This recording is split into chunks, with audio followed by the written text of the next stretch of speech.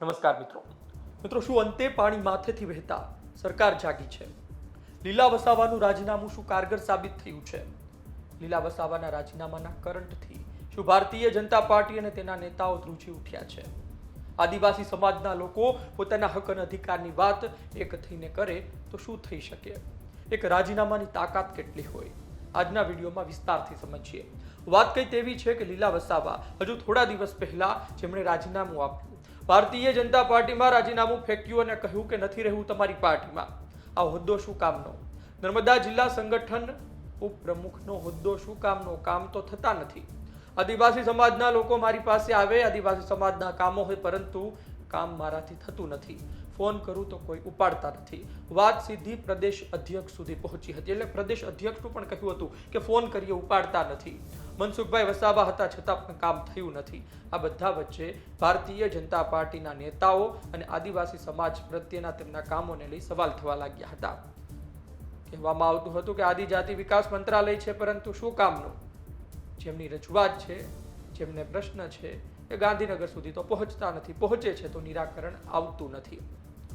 મૂળ વાત તેવી છે કે નર્મદાનો છેવાડાનો વિસ્તાર, માંડવી પાસેનો વિસ્તાર, ખોપી પાસેનો વિસ્તાર કે જ્યાં ખેડાણ માટે ખેડૂતો પહોંચ્યા હતા.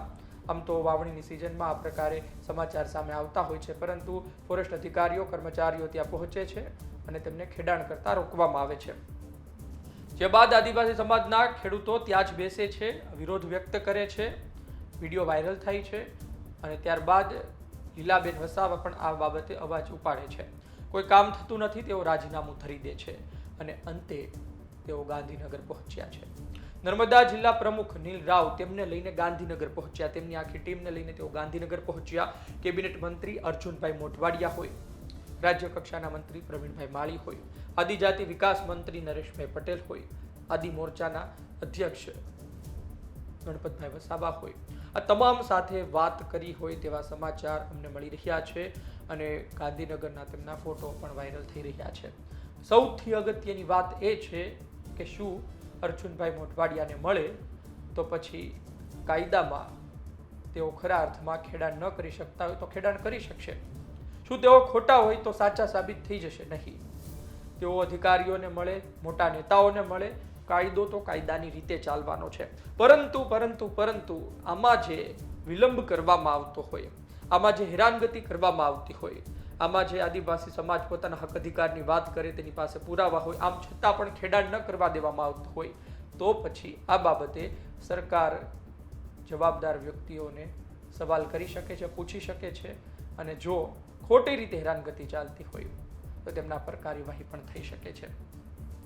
અર્જુનભાઈ મોઢવાડિયાને મળે, અન્ય નેતાઓને મળે, નરેશભાઈ પટેલને મળે તો પછી તેવું તો નથી હોતું ને કે તમારી પાસે દાવા અરજી ના હોય, ગ્રામસભાનો ઠરાવ ના હોય, તમારી દાવા અરજી પેન્ડિંગ ના હોય, તમે 13 ડિસેમ્બર 2005 પહેલાથી ખેતી ન કરતા હોય છતાં પણ તમને એ જમીન આપી દે ખેડાણ માટે. તેવું નથી હોતું. ખેડાણ માટેના નિયમો છે અને જંગલ ખાતાના કર્મચારીઓ, અધિકારીઓનું પણ એ કામ છે કે તેનું પાલન થાય અને આ જ કારણોસર ઘર્ષણ થતા રહેતા હોય છે. પરંતુ તેમાં ઘણી વિસંગતતા છે. આ દાવા અરજીઓ પેન્ડિંગ છે, કામ થતા નથી અને 2005 13 ડિસેમ્બરની વાત છે, તેની પહેલાથી જે ખેતી કરે છે, ખેડાણ કરે છે, એવા તમામને સનદ મળ્યા પણ નથી. આ અતિ મહત્વનો મુદ્દો છે. ઘણી વખત કહેવામાં આવે છે કે સેટેલાઇટ મેપિંગ દ્વારા દૂધનું દૂધ, પાણીનું પાણી કરો, સાબિત કરી દો કે ખરા અર્થમાં શું હતું, કોણ વર્ષોથી ખેડાણ કરે છે અને પછી બધું પિક્ચર ક્લિયર થઈ જાય.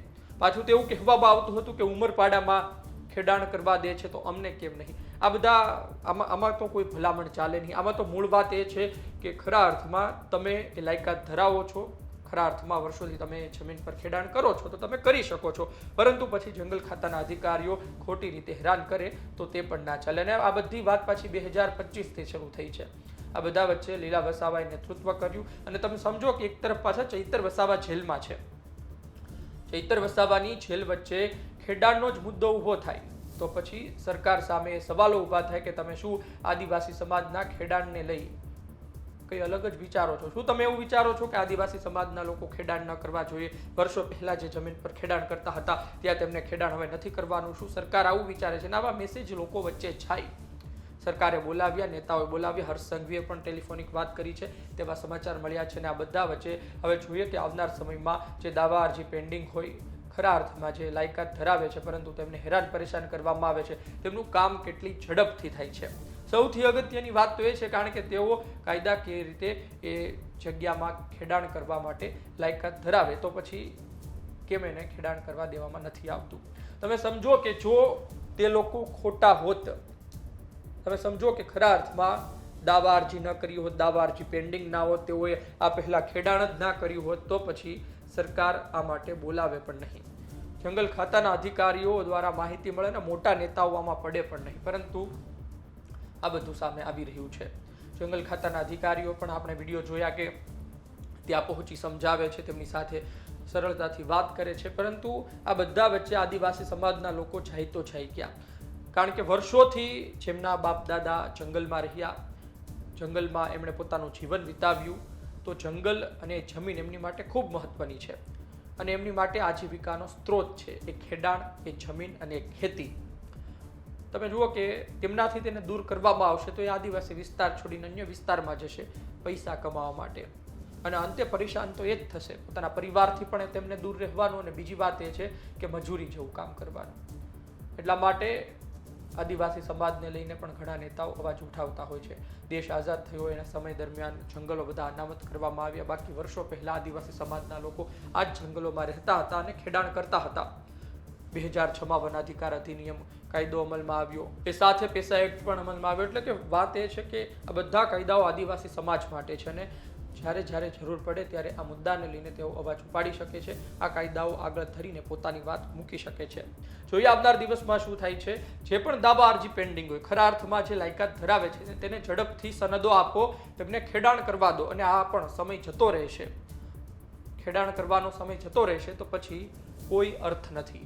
એટલા માટે ઝડપથી કાર્યવાહી થાય અને તેમની આજીવિકાને વિચારીને કાર્યવાહી થાય તે જોવાનું રહ્યું. આપનું શું માનવું છે કોમેન્ટ બોક્સમાં જરૂરથી જણાવજો. ધન્યવાદ.